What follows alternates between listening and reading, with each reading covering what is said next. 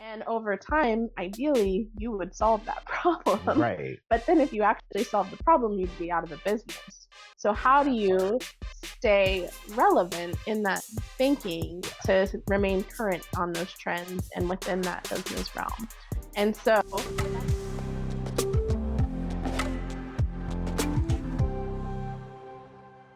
Cozette, welcome to Question Everything, where we question everything to shake things up and snap people out of their hypnotic rhythm.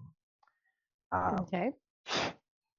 We're trying something different today by being in a living room instead of a studio because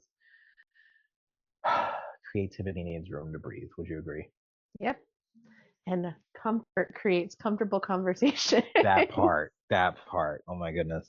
So we had an entire podcast before the podcast, but we're going to bring you in on that conversation now. Cozette here is a renowned UX designer, research, and strategist. And she has done some amazing things. I can't even list them all. I don't have my notes to look at here, but she I can briefly go over yes, it. please. Okay. I have a master's in interaction design from the University of Kansas. And I've spent the last 10 years working within the nonprofit sector, kind of helping to improve diversity, equity, inclusion with marginalized communities, as well as boost fundraising efforts, streamline processes, and create new services within those organizations. I've worked with some really great organizations such as the YMCA, the Human Rights Campaign, Black Trans Advocacy Coalition, and Dallas Teen Pride.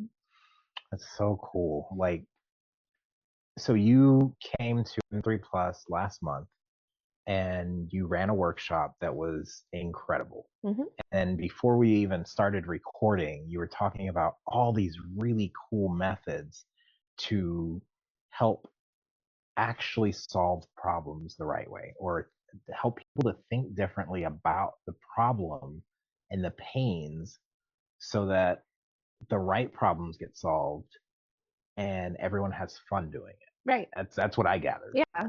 You like to mix and match methods, which I thought, you couldn't do that. But now I feel like I have permission to mix and match methods. So thank you for that. One of the really cool things we talked about that I kind of want to start this conversation off with is understanding your worldview, because it fits so much with the greater framework and just the G, being grounded in your unique story. Can you talk to us about that? Yeah. So essentially, your worldview is your viewpoint of the world and how you got there. And so you start by kind of defining 3 different phases. The first phase is going to be your upbringing, what things influenced your viewpoints. The second phase is going to be kind of where you're at now. And think of it in terms of like, how did those viewpoints get you to where you are now? And then your third phase is, where are you going? And so essentially within that, you're probably going to have some sort of target story along the way that's going to be driven by your passion. And that's something that carries you through. And so every time you think of that passion and drive of why do I need to be inclusive is probably part of my worldview if I'm essentially thinking about it. And I think it kind of goes back to feeling left out as a child. So how do I build inclusivity in everything I do now? And so we were talking about earlier this workshop that I led within 3 Plus, and essentially that workshop I did during COVID with the Human Rights Campaign to brainstorm an entire new outlook on how could we have events when we can't have in-person experiences.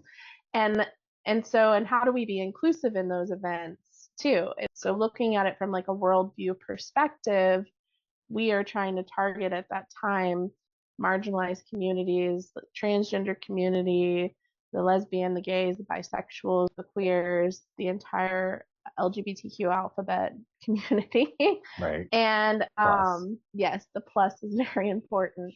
And we were trying to do it in a way that incorporated technology. So then we were then having to focus on, well, how do we build an accessibility from an organization that's primarily like nonprofit and volunteer led here in the DFW.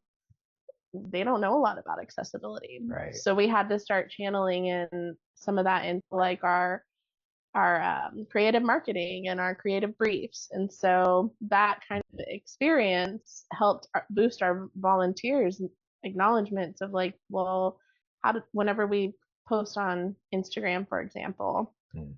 how do we tag our photos with photo descriptions? Because a lot of times people will just put the descriptor in the actual description of the post, and the screen reader will read that, but it'll just say image, or it will just read blank, or like make a sound whenever it hits the image. So you actually have to go into the additional settings to improve your alt settings for your features there. And most of our volunteers making those posts didn't realize that. Right. So like that's one way to build community and boost inclusivity in that process. And so when you're looking at defining your worldview, you got to kind of just like start by like word vomiting your entire experiences, and then you can funnel down, because once you have everything listed, think about what were all the key experiences that led you to where you are now. So if you are leading a business and that business is, give me an example of one of your businesses that you've consulted with. So a social media marketing agency. Okay. Yeah. Social media marketing agency. All right. So if we're thinking about that, well, first off, they're socially driven. Yeah. What demographics are they reaching? Why are they reaching those demographics? You're going to define everything that kind of built into why are we a social media agency, right? Yeah. Then we're going to target what are we doing now? So like what strategies are we implementing? How are we staying true to our past to help reach those original goals? Because essentially when you start a business, you have a vision of what you're trying to accomplish, the problem statement that you're trying to solve. Right. And over time, ideally, you would solve that problem. Right. But then if you actually solve the problem, you'd be out of a business. So how do you stay relevant in that thinking to remain current on those trends and within that business realm? And so that's where you're moving forward to in your future. So you started with something in the past that you've now defined. You're then thinking of the strategies and such that you're implementing now, the trends that you're trying to hit to stay true to both your past, but also move you to your future. And then you kind of forecast and vision cast your future by thinking about, well, what are the possibilities of where we could go and where we could be? That reminds me so much of the way we share in 12-step meetings is, we share in a general way of what it was like, what happened, and what it's like now. And like just learning the structures, the simple structures, you can kind of translate them and move them anywhere. There's a couple things that you touched on that we had touched on earlier. I already broke it. It's okay. We were not supposed to say, as I mentioned earlier in this whole show.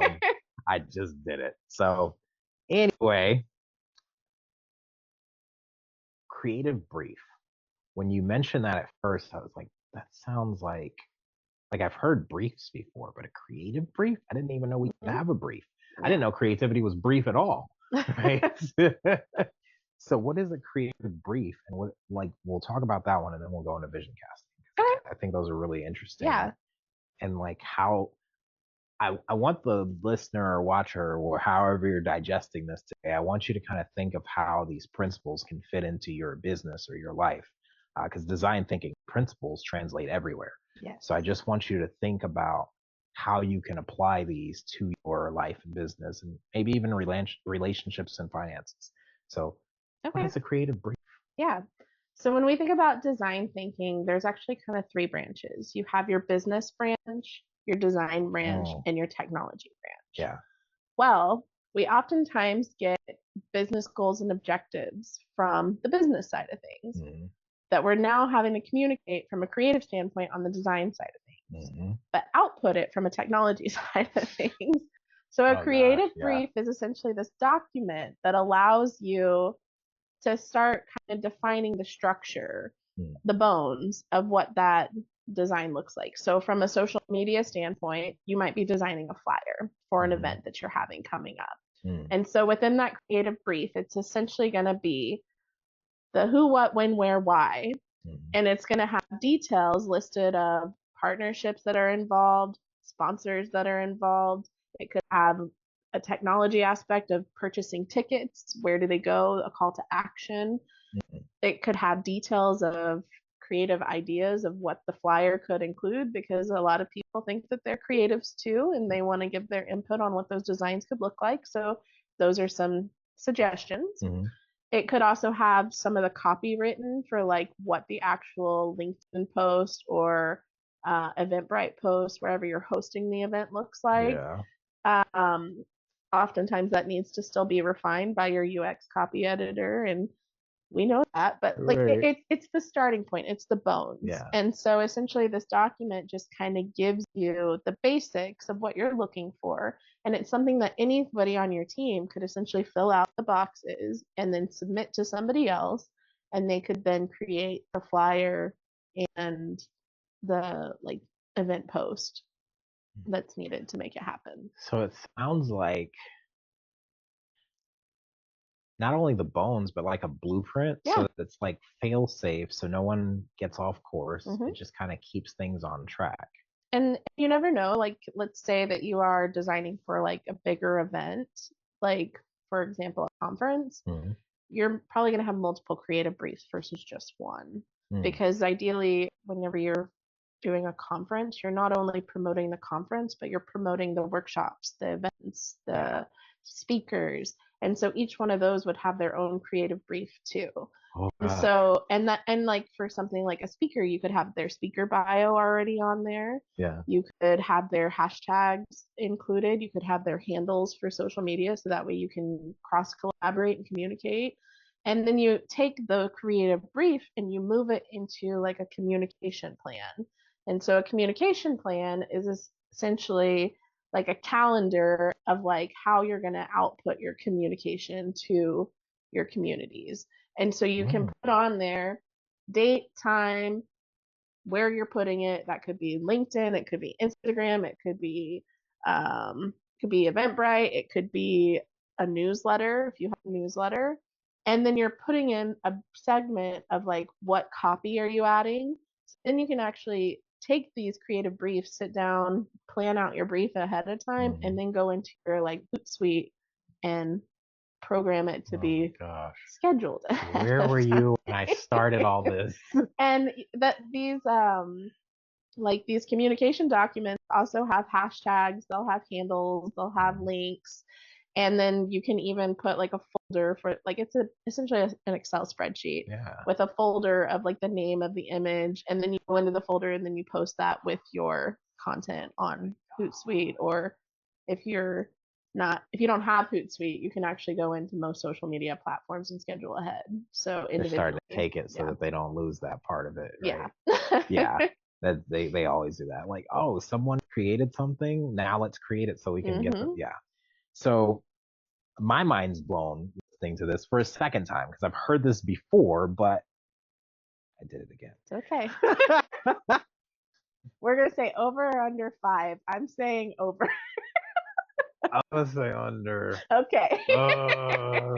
Okay. So my mind is blown hearing this, and I'm thinking about some of the people in my audience that could get so much value from this right now. Like Mhm. just the I think a lot of times we start in forward motion, Yeah. right? Moving forward, and then it feels like a constant, like you're pushing a boulder uphill Hmm. because like you never know what's ahead of that boulder, you never know what's Right. coming next, what to do, and every new challenge, it's like a surprise, and then it's a wrench in things, and you don't know where to go from Hmm. there. So So you these tools allow you to plan ahead. mm-hmm, And once you actually like sit down and look at the creative brief, you're able to see, okay, this is my posting schedule. mm-hmm, Well, I have, let's say I am doing social media strategy for this conference. If I only post about speakers, I'm gonna lose my audience attention. So mm-hmm. I have to like post different posts Right, mix it up. that are like interesting enough that they stay engaged. So I Mm-hmm, might do a ticket sales post, then I might do a speaker post, then I might do something totally random and throw in a video of last year's winners of whatever event was there. mm-hmm, And so you try to build your content around like keeping your audience engaged and attracted, but also not staying like within the same realm of like content. Yeah. And so like for a conference it works that way. For businesses it might be something else. You Yeah. might be promoting one product one day, then you're promoting the next product the next day, or you could be even promoting like seasonal things in the blend of the post and the Yeah. scheduling. And it kind of just helps you to like visually see your schedule, your time of days that you're doing things, and then you can go back into your, on the flip side of it, your KPIs. Key You performance can go indicators. Yeah. back into the software, use the analytics that are provided by each one of the platforms, and say, okay, well, this post trended really well at this time. You Yeah. can tweak and adjust your times for your schedules in the future. You can say, okay, this post was really viewed by this specific demographic. Yeah. Well, then maybe we want to like post something that's catered towards that demographic and be more inclusive of our content to reach that audience. Mm. So you can start looking at it from that inclusivity Yeah. lens of how do we like maintain, and everything in UX is always in beta prototype. It's Yeah. always evolving, it's always changing. And so these documents are constantly changing too. Right. So you're just using them as the blueprint to kind of the rough draft of the blueprint Right. to edit and move forward. And that reminds me of something that I've been reading, the YouTube formula. Mm-hmm. And one of the most shocking things, right, is we think the algorithm's this big machine that's against us.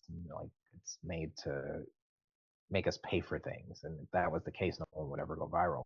What really happens is you become a student of the data. Like when I Mm-hmm. read that part and it started talking about like how to read the data so that you can actually cater to the algorithm and Yeah. work alongside it so that it helps push you to your audience. Like you just got to make good content. And how do Mm-hmm. you make good content? You become a student of the data and find out what's working, what's not working. So I love that. And you talked about vision casting and like, we're not pushing a boulder uphill. We're thinking from the future. I like to call that reverse engineering. Yeah. But vision casting, can you talk to us about that? Yeah. So whenever you're providing a service, because essentially your social media, that's the example we've been using, is a Mm-hmm. service that you're providing to your people.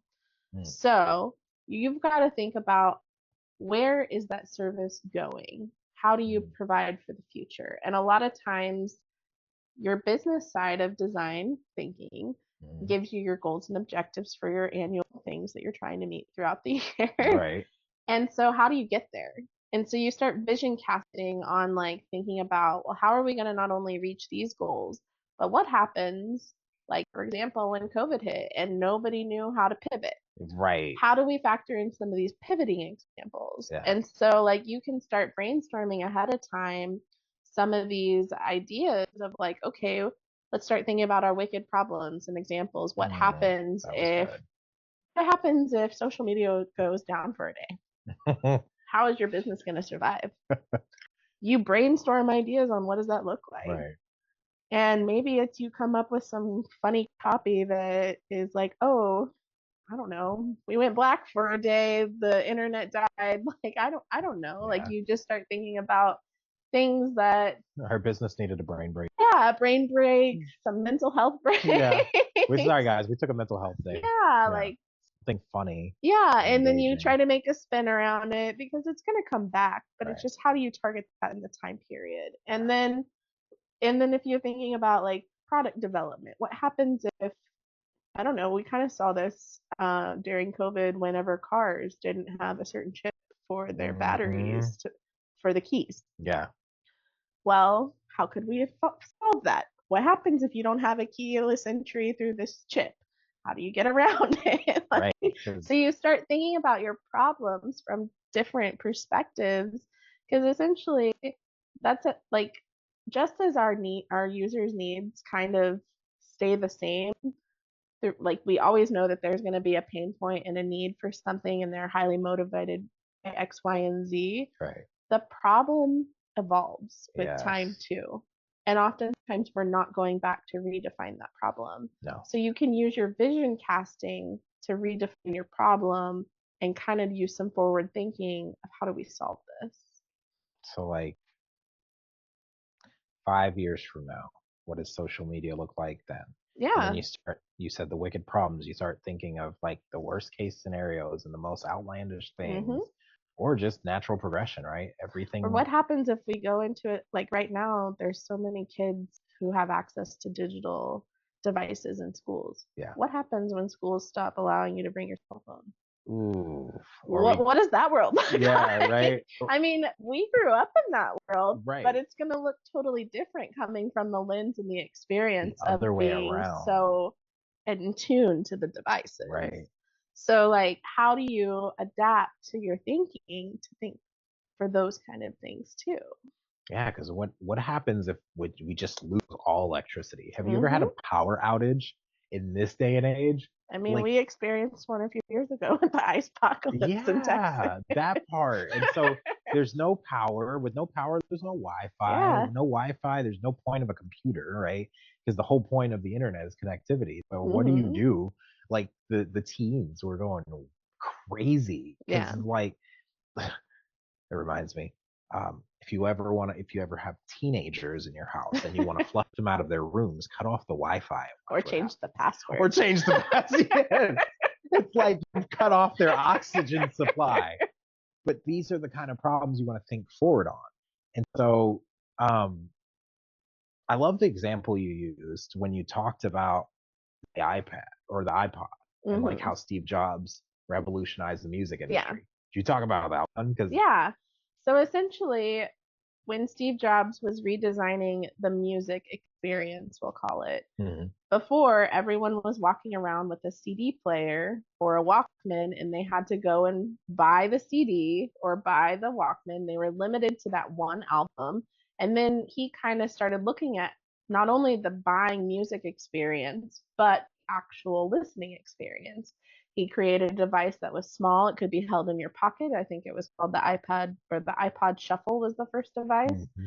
It was actually kind of like a little bulkier, and then eventually it had a screen and then you could read and then you actually started purchasing MP3s and you were purchasing individual songs that you like so you could have like a plethora and create your own albums versus Yeah, just and limited playlists. limited to one album. Yeah, And then from there it kind of created this whole streaming process and now we have like Apple Music streaming and mm-hmm. it's kind of bridged over to Spotify and Pandora, and you have a whole collection of like a different service that would not have existed had he not kind of redefined or future casted what the music experience looks like I think it's and the evolution of that too. yeah, absolutely, and I think it's time to start future casting on that because that alone, like moving everything to streaming, Yeah. it creates another wicked problem. Like when I had CDs and tapes, I had those CDs and tapes. Hmm. I'll be in a playlist I created, and I want to listen to my favorite song, and I watch it pop up on the screen for a second, and then it goes away, and I'm like, what happened? Play my song. Yeah. And I go back and it's been removed from streaming. And I'm like, Because but some of it's the artist rights and things right. like that. And that's the thing too is like we don't technically own anything that we stream, but yet we pay for it like we Every own it. month, that part. And so, like, when I had my own CDs and tapes, when I Hmm. wanted to, it's not like a track's going to disappear off No, my you have your CD. access. It's there, right? And I can duplicate it if I need to, if it gets scratched, right, or something. Like, but that is that feels like it feels like I'm being robbed, right? It Yeah. like feels like violation because Well, and then we I've have paid for so many different subscription services that we're paying for. it. Do you, That creates an entirely different problem. yes. Do you remember the complaints about paying so much for cable TV? Yes, and now we pay more for our streaming devices than we do for cable. I sat and did the math, Cozette. Hmm. I pay more in streaming services than I've ever Yeah. paid for cable. Well, and I remember you could buy like Adobe and you'd get your actual CD and you would have your CD and you would kind of hang on to it until the version just wasn't as good as it could be. And Yeah. then you splurged for the new version because it was like $1,000 for the new version, but now it's like I don't even know what my monthly fee is for Dude, that. it's And it ridiculous. adds up every month. And then I'm like, man, I paid more overall for that service than I did anything else. And then Yeah. I start factoring in like professional services like my domains and my hosting fees and everything. And it just kind of keeps going. Yeah. You could easily, if you're not careful, if you don't pay attention to it, end up paying thousands a month for Hmm. streaming and Yeah. like all of the monthly and annual recurring revenue. Especially if you do And annual. our software is all streaming now Yeah. too. Yeah. Yeah. That's another thing. If Wi-Fi goes out, you can't even use your phone to use Adobe's Nope. products because it's all internet Yep. based now. Cloud based. Yeah. And I'm just like, okay, so now not only is the power out, but I still got some juice in my phone to do Yeah. something and I can't even use the But on the products. reverse side, I'm glad that we have those cloud backups because Girl. when my phone dies and I can't actually get back into it, Right.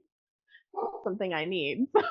That part. And like you could just pick up where you left off. So yeah, there's flip sides, right? There's with every new solution comes a new set of problems, but with every new problem comes new solutions. And so Hmm. it's kind of this feedback loop. Um, and you talked about redefining the problem statements, right? So like I think a lot of times, like with understanding the worldview and understanding your unique story, people think I need to tell my story or the story. Hmm. And there are many stories, right? Just like there are many problems, and the problems are evolving. We got a guest coming up here in a second, but uh, we, I think the thing that I'm seeing a lot of people struggling with is like, how do I tell my story, or how do I tell the story, or how do I solve the problem? And it's all dynamic, right? So Hmm. like you have to always come back to that blueprint or that baseline and like reevaluate. Am I still on this track, or are we going in a different direction? Hmm. What else did I want to? Ooh,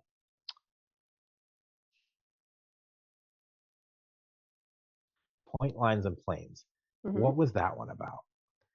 So my background is actually I have a bachelor's in environmental design. It's a prerequisite for an architecture degree. That's cool. And so something I realized in undergraduate was that this is kind of how I started blending methods. Actually, it was my first blended experience. Mm, Um, we were a sophomore class. It was a lighting design class, and it was our primary studio. And we were paired with a master's studio. And mm, so I was in a group of three people, me and two master students, and we had to come up with a concept for an abandoned building space of how we could change the flow of the building.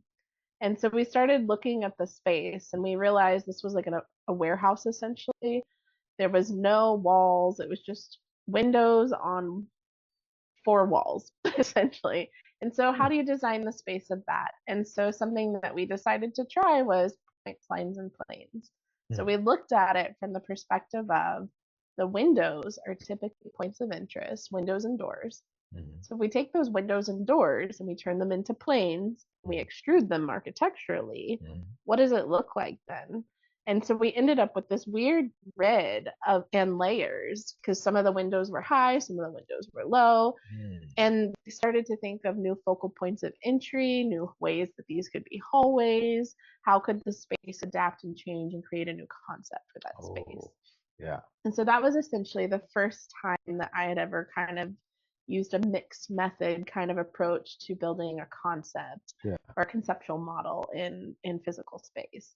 And so over time though, like I've always kind of used this idea back even in grad school, we were designing a navigation app for interior navigation and we decided to use Lynch methods. And he kind of uses a similar thing to point lines and planes, but he also includes landmarks. And so it's Mm, looking at the interior of a building and the wayfinding of it. And so, how are people already finding space? right. And so, we challenged individuals to go find a room. I think we were looking for room 350. And this design building was like split levels and had elevators and corridors and it was a very older building, a very old building. And so we looked at it from that perspective of like we followed people, wrote on the floor plan, and then we Yeah. realized they were getting lost in the cafeteria a lot of times.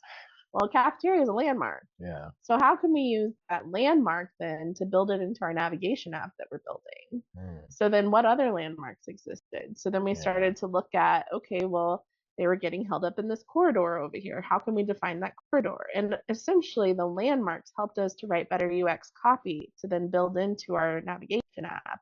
Oh, And that's so we good. were able to kind of use this geography theory Yeah. and overlap it with wayfinding and prototyping and UX development for this app that we conceptualized as our grad school project. An app built from mixing points, lines, planes, and the Lynch method. Mm-hmm. That is so cool. Like, I think UX is so interesting to me because we just take a bunch of stuff from a bunch of different places Yeah. and solve problems with it, and then come up with an entirely new piece of technology that helps solve problems Mm-hmm. on the digital plane, right? Um, that's so cool too. That like just think about the things we have to do in our job, right? We get to follow people around and see why they're getting lost. Yeah. Like, dare I say, we get to mess around and find out. We do. Better wording on that. Now you mentioned the 5E method, Mm-hmm. and I want to take it back to like how people can apply this in their lives Yeah. and their businesses. But I really like the 5E method. I have the 5 whats, and that's just it's in a universal way that you can write copy that converts every Mm-hmm. time because you talk about what, so what, wait, what, say what, now what. So what's the key takeaway? What does that mean to your audience? What's going to be the resistance? What is going to make them disbelieve? And then say what is okay. Now that you know that your belief is potentially wrong, like what can I teach you in place of that belief? And now Mm-hmm. what do I want you to do with it? And then you have them in the palm of your hand. And a lot of people are using this. It's just there's different methods for it. But I really like the way you use the 5E method Yeah. because it's service design.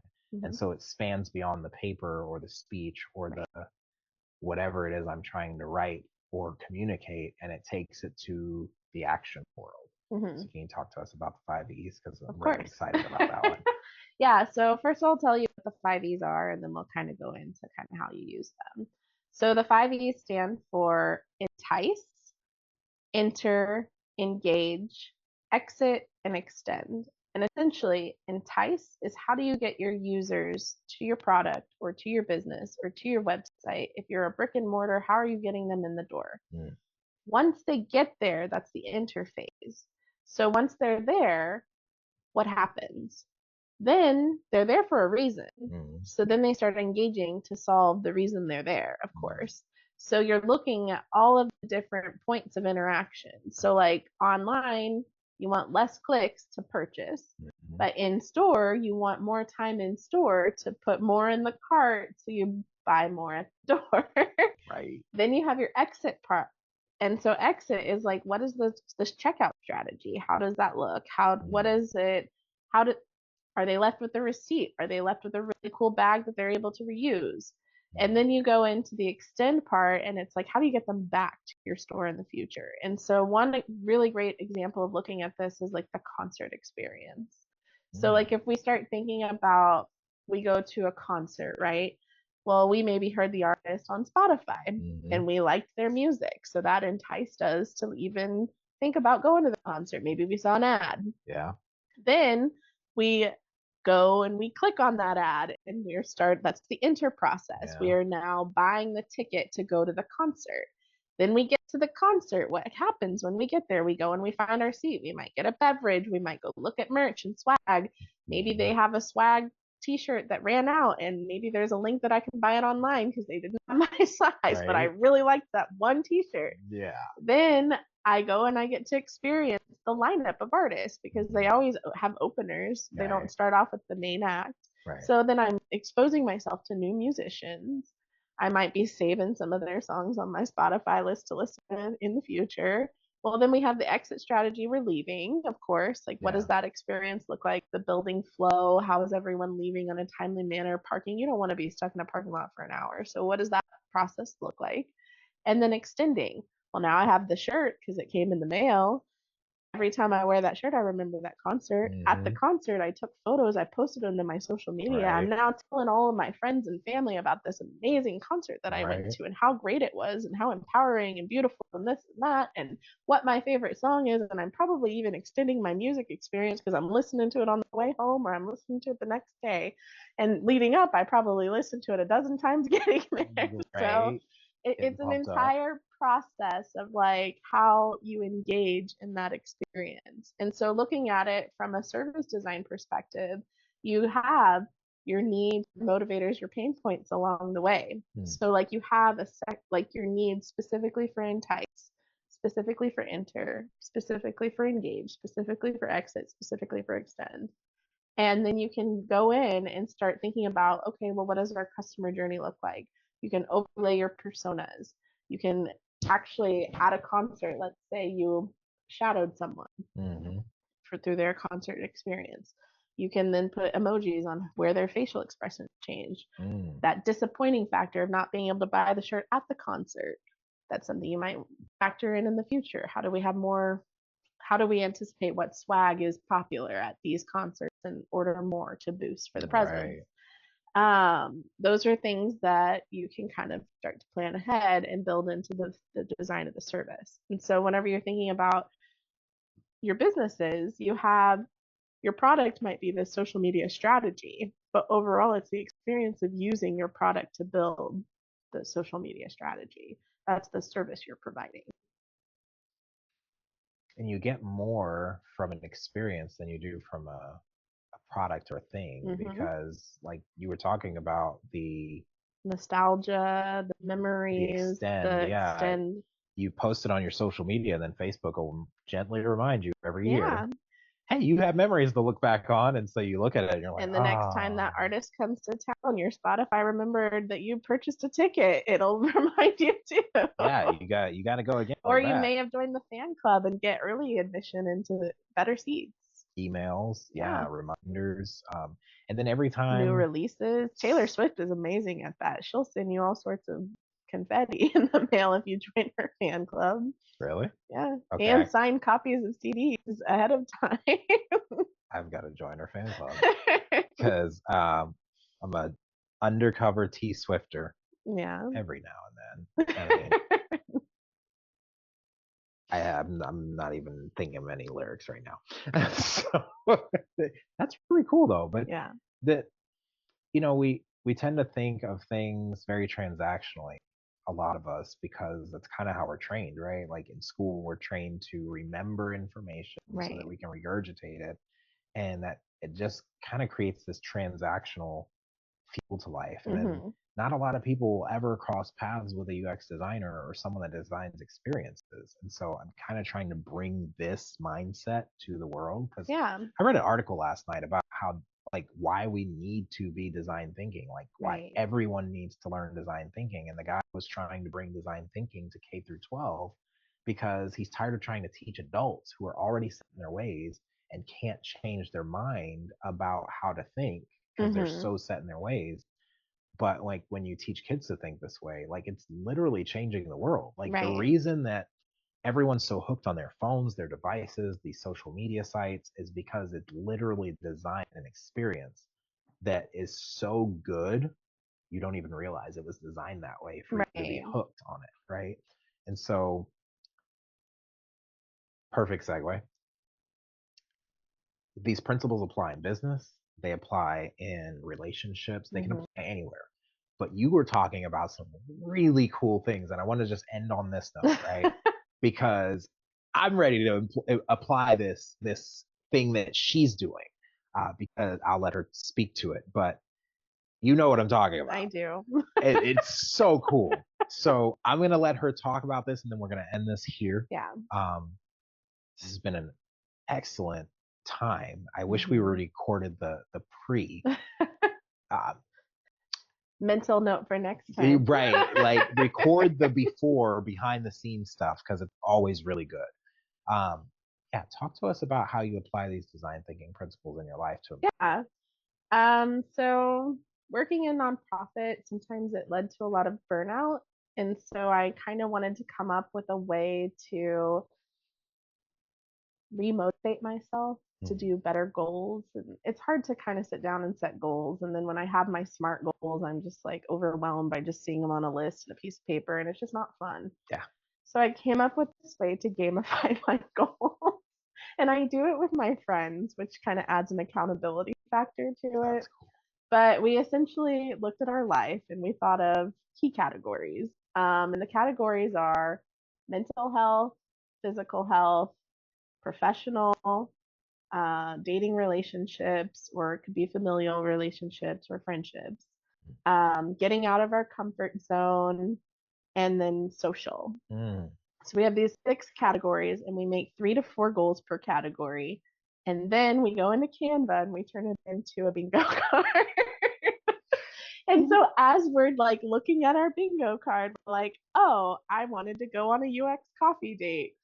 I now can cross that off because I did that a few weeks ago. Oh, I'm wanting to walk more in nature. I put on there 3 walks. So as soon as I hit 3 walks, I get to cross it off. Some of the things have been like boosting my creativity. I wanted to have an art class. I've not done an art class. So the next time we've kind of staged these goals to be like 6 weeks to 2 month like time period. So short term goals is what we're essentially setting. And we've reiterated it every 2 months. And so when I didn't meet that goal of that art class, I decided maybe I'd try a YouTube tutorial instead. Still haven't done it. But this time I decided I would just work on a craft project at home. I did that one. That one was easy. So I didn't have to leave or it's put on pants. no. And it didn't cost me any That money or part. any time to find the thing that I wanted to do. And so that was the overall goal, is that I over time want to boost my creativity in Yeah. ways. And so I thought that setting the SMART goal of like going to an art class would help me get there, but it just wasn't feasible with my schedule and my time. So I've evolved my goals in some ways, and it's been a lot of fun, like Mm. to do it this way, like especially with dating, you put on there like purposely flirt, and as soon as you flirt with somebody, you just cross it off. It's like, ha. I All right, did I it. winked. I didn't use both eyes. I didn't. It wasn't awkward. It gets you out of your comfort zone. That. Oh, I get to cross off too. I got a bingo. Yes. And so as soon as you get a bingo, you're kind of excited. And then when you're doing it with friends, you boost in that accountability. And so then like at midway through, like so like at the end of the first month, we'll send each other our cards to compare who's doing the best. And And it it becomes a motivates you to do better competition. because you want to get Yeah. that blackout, not just one bingo. Dude, that's so good. Yeah. So you mentioned SMART goals. Hmm. I got a bit of, I won't call it a resentment. SMART goals are stupid. Like I I'm think SMART goals are hard. they are. And being smart is hard, right? Hmm. And like, we're taught that complexity and things being difficult makes it somehow better, Yeah. right? And like the more complex it can be, the smarter you are. But then you get into business and like the real world, working in Yeah. corporate or businesses, and it's like, no, clarity trumps clever any day. Hmm. Like, I don't want all this jargon in my marketing copy because no one understands that. No one wants, like, Right. the masses are not going to read that. But I said all that to say I've come up with a new framework. But now what you've put with this gamifying your goals with Hmm. bingo, I just want to ask your permission. Can I just like put that in with it? Because I've come up with simple goals. Yeah. Simple's fun, Yeah. specific, impactful. Like, Well, and it kind of helps with the bingo because that's where, like, especially whenever you're really trying to implement a habit, yeah, you don't want to do it just one time and cross it off. that So you're part. looking to do things essentially with these short-term goals of building better habits. So, like, let's say I want to start meditating more.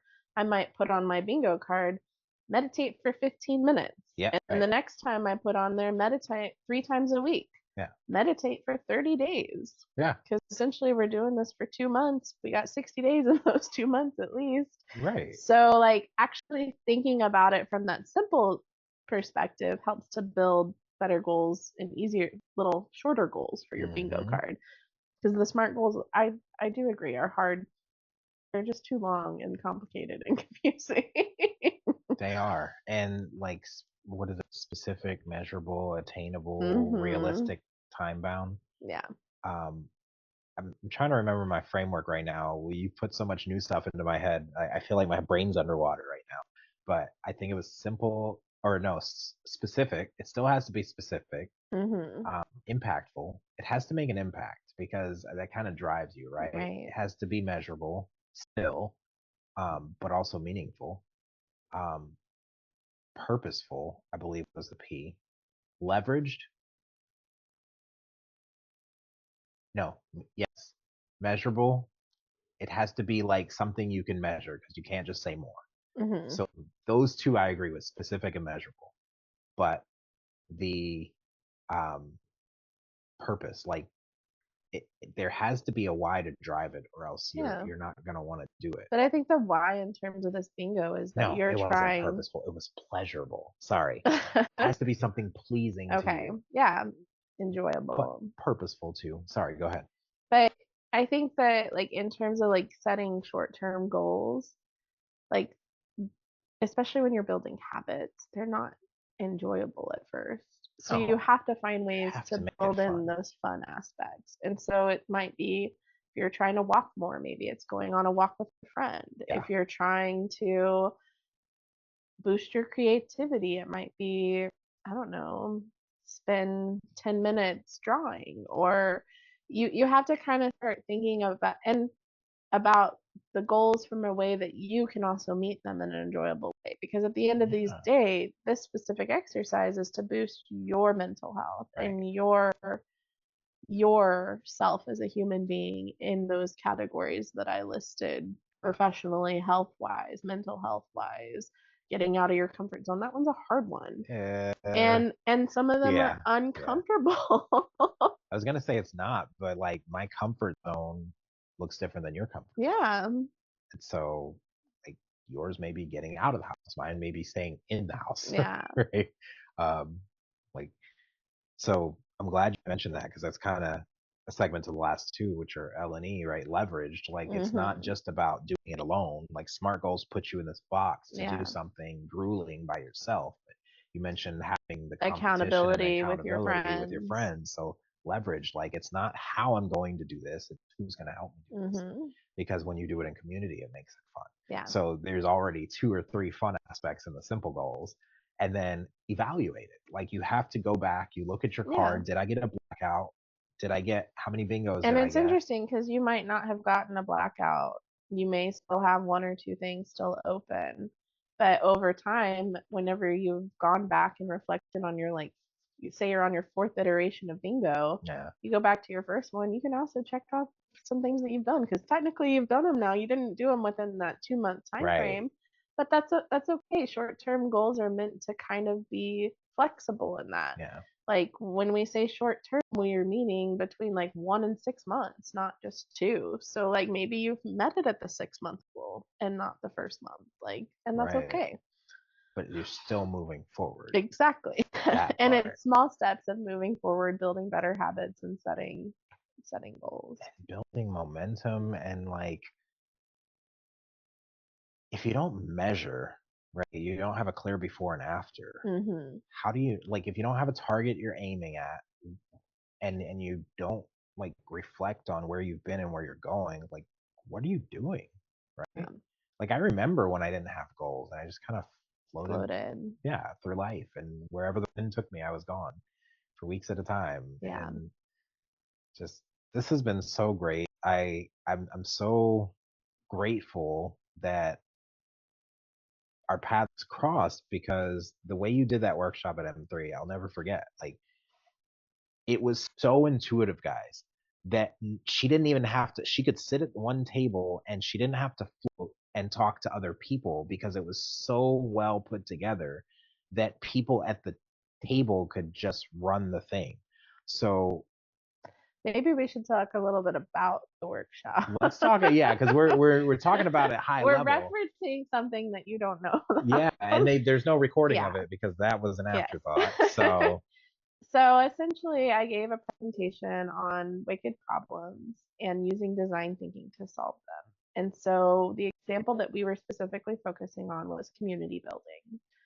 And so community building is a wicked problem because it involves so many different aspects. It's challenging. You're gonna have solutions, but they're either gonna make the situation better or worse. They're not gonna necessarily solve it. So like you have 10 different aspects or characteristics of Mhm. like what a wicked problem is. And then you have design thinking, which is where you basically are kind of like defining, you're empathizing with your users, you're defining the problem, you're ideating, then you're prototyping and you're testing. Mhm. And so I taught this little workshop using 5 methods, and the 5 methods were um, brainstorming or rapid ideation, which was is essentially brainstorming. The second method was how might we statements. The third method was pattern ideation, which is my favorite. The fourth one was an effort versus value evaluation for prioritizing your goals. And then the fifth one was the AEIOU model. And so it's looking at that from a service design perspective and building out essentially what the community could look like. So whenever they were brainstorming patterns, they could brainstorm. Well, first off, they were asked the question of how is this organization successful in meeting your needs? Then Mhm. the second question that was asked was where is the organization failing? And then the audience, the participants voted 3 things that they enjoyed and 2 things that they didn't. And then that moved over to a category of prioritizing, well, which goals should we solve first? Mm. And then from there, we moved into the how might we statements, and we framed the top 3 as how might we statements. And then we posed those, paired them with patterns. And so, like, for example, how might we turn something into, we were doing a mentor thing. So, like, how might we build mentorship among individuals using icebreakers, and we brainstormed all of the ideas that we could have. And so one of the groups So came up cool. with this really cool idea of trauma jumping into a candy bowl all of their problems that they just faced in the workplace. And this could be a great exercise during mental health month that Yeah. we could then implement. And so you would essentially pull your card or go up, pull a card, and just talk about how would you solve that solution in the workplace. And you Mhm. don't have to be right or wrong. And you can pull the audience to help you. Right. There is this method called lightning discussions that you could use in that kind of realm. And then it creates community, it builds bonding, it allows you to break the ice among your peers, and that was essentially the goal of that exercise. Other groups came up with more elaborate things like creating partnerships with various UX employee resource group kind of thing, and then going and actually having like field trips to their campuses and having panels and discussions and talks, but that takes more planning. So that's probably a 5 year plan versus something simple like an icebreaker. Yeah. And so you start to look at your programming from that perspective of using these patterns of like, and the pattern for that one was what what what could we, how could M3 plus look like as a field trip? And that Mm. was an idea that was shared. And so you start Fun. to think about it from those perspectives. And then the AIOU model is really interesting in the way that it allows you to think about it from who's all involved. So, like, this is the activity. Sometimes there's multiple activities within an activity, so you got to list them all. Then you start to think of, that's the A. The I is the individuals involved. So you think of all the individuals that are involved. This could be sponsors, this could be partnerships that you're trying to establish. This could be your members, this could be your board members, this could be some sort of business, a technology, something you're trying to implement. um, the E is the environments in which these interactions take place. The O are the objects involved. So let's say it is a panel. Well, you might need some speaking tools, cameras, microphones, chairs. It might need to be like it, you might think of the environment. Maybe it's an auditorium or maybe it's more casual. So you got to think of your audience. Is this for 10 people? Is this for 200 people? Because that's going to shift what that particular looks like. And then AEIO, the last one is you. And so you is building your understanding for that entire thing. And Mm. so by knowing those key components, you can then start to brainstorm and journey map the blueprints for how that looks. And that's essentially how the workshop was left, was we left them with the key players that they needed to start thinking about in order to build their It was so cool. I'm so journeys. glad you like broke that down because we keep talking about it ominously, Yeah. but here it Well, is. and then the next stage would actually be to start building in those prototypes of the scenarios using the 5E method that we discussed. Yeah. And now you have your different key players in that.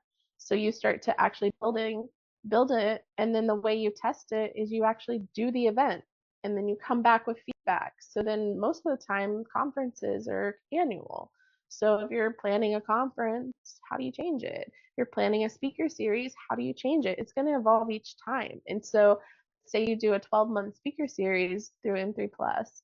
Well, the first month is going to be way different than the last month Right. because you're going to have learned so much in between. Right. And so that's the prototyping and testing. And so Yeah. you want to use like a situated action prototype method, Mm. which is where you're actually testing the prototype in real situations. Yeah. And then you're moving forward. And so it's that's kind of how we left the workshop. And it gave us a bunch of ideas, and the effort versus evaluation kind of has this That was target really good. of knowing like what to focus on first. So like the way that it's strategized is things that are like it's a matrix. So there's low effort, high effort, low value, high value. Things that are low effort, low value are tasks. These go on your to-do list. You can do them whenever you have time. Things that are low effort, high value, you want to do these things kind of first. These become like your short-term goals. Then the things that are high effort, high value, these are your long-term goals. And then things that have high effort with low value, you don't even want to prioritize that So because it's a waste of time right now. Yeah. But you still want to pocket it there because you never know how technology and things may shift in the industry to vision cast that in the future. Oh, just dropped the mic right there. I was like, yeah, don't even do it. She's like, no, vision cast.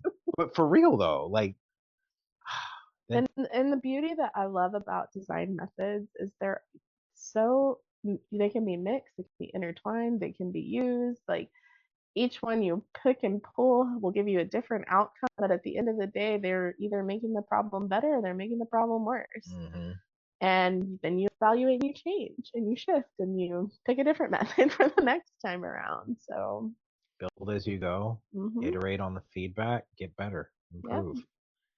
Now, there's one last bonus I want to leave them with because this last thing just blew my mind, and I was like, why didn't I think of that? I mean, I have thought of it, but like ADHD, I just forget to document my journey, right? Yeah.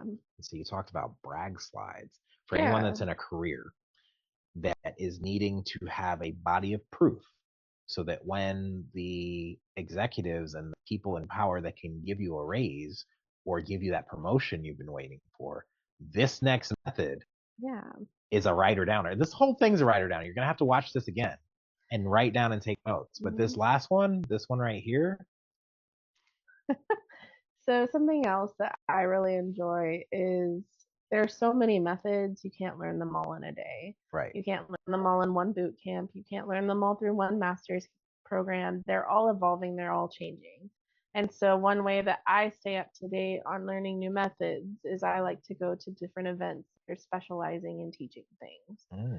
And so I went to a UXPA event and they were talking about brag slides. And a brag slide is essentially something that they had come up with where it talked about, it was just a single presentation slide.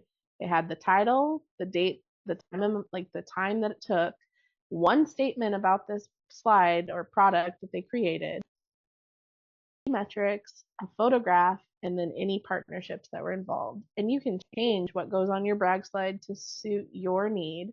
But essentially, what happened is every time they completed a project, they turned this in with their executive summary, and then they had a visual of what their presentation was, like just a single slide visual, because some people are visual, some people are let's read it out. Right. So whenever you provide those executive summaries and the briefs at the end of your programs, that executive summary is the same, similar to being a brag slide. It's condensed, the condensed Yeah. version. And so over time, they would create one of these slides with every single project. So whenever they had their review, let's say they had completed 10 projects, they had 10 slides for their actual individual reviews. Well, if you take this to a standpoint of thinking professionally, you can go back and think about even just your jobs. Yeah. What are some key things that you did at that job? And then imagine presenting that in an interview. That would be so much more interesting than sitting there Right. answering questions. Right. And, or it might even feed to different and better questions because at the end of the day, we're trying to learn how to ask better questions. That part. Thank you. I'm trying to learn about ask better questions, and I'm on question everything because I even question myself. And it comes back. We just came full circle back to the worldview. Like Mm-hmm. you can use brag slides not only in your job, but Yeah. in helping define your worldview. Yeah. Does it match or does it conflict with your target audience's Mm-hmm. worldview? Like you do that initial brain dump Yeah. of your story and Well, and all the essentially the brag slides make a pieces. timeline for your worldview. That part. That's good. That's really good. So if you start going back and thinking about your worldview from a brag slide standpoint, think about those key moments that gave you those passion and moments of inspiration and make that a brag slide. And then think about how that passion has carried over into like the now. What are some things now that still drive that passion that you can create new brag slides for? And then where are you going? What does that look like? And then compare your brag slides because at the end of the day, you're running a business. Yeah. So it's not only you using your products, you're essentially providing a service somebody else is buying into. Yeah. Start looking into their worldviews, their brag slides. Try to compare, try to analyze. It's a way that you can improve your journey maps.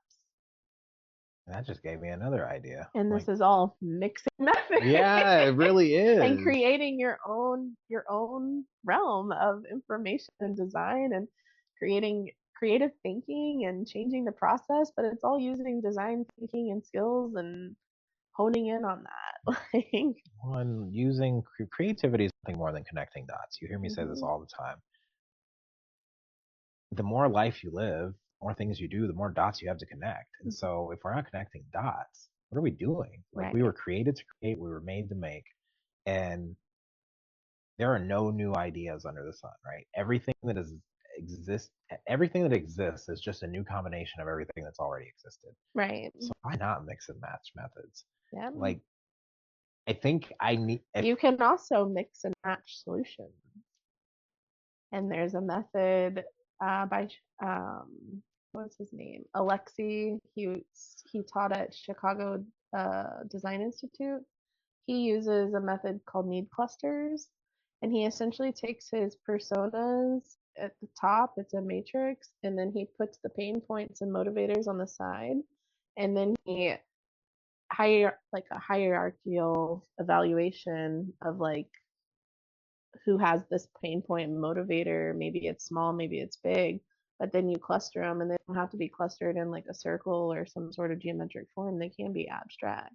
Well, then you're not only solving one user's pain point, you're solving two or three. Whew, this is good. That was a bonus. That was a bonus. That's so good. Like I just pictured that, but for those that can't picture this, what I'm probably gonna have to do is like put in some visuals as you're talking and just kind of draw on a whiteboard. But yeah, this has been an excellent interview.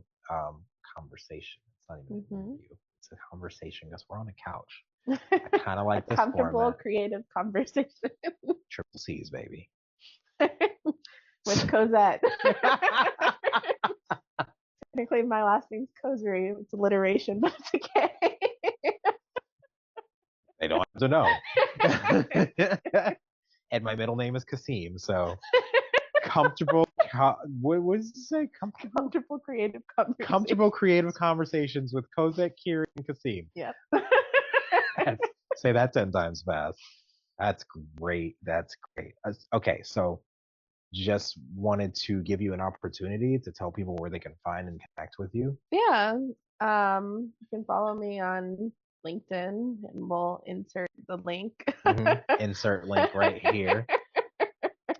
Um, or it's just like CozetteCosery.com is my website. So you can always Ooh, reach she's out got to me her there. name.com. I do. That's how you know a real So it's designer. CozetteKosery.com. Got it. I'm gonna check it out. I'm betting that is probably the best portfolio you'll ever look at because she is an incredible thinker, which makes her an incredible designer and researcher and strategist. So thank you for coming on today. You're welcome. This was fun. Yeah, this is a lot of fun. And This was a challenge accepted moment. do you get to check something off your bingo card? I don't know. I don't know that I put that on there, but I need to go back in. Yeah. It was one of the yes, that reference comes from the actual event in 3 Plus where Gregory here asked me if I would be willing to come on a podcast in 2 weeks, and I said, "Challenge accepted. Let's do it." Yeah. No preps. Nothing. And it was gonna be live, but we did pre-recorded because like we were trying something new. So I got out of my comfort zone.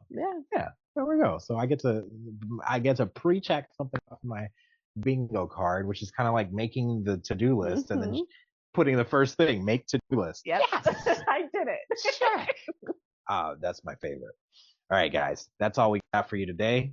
Thanks for tuning in. We'll see you on the next episode, which I don't remember what's planned, but The holidays are coming up. You got some flexibility. I do, and so do you.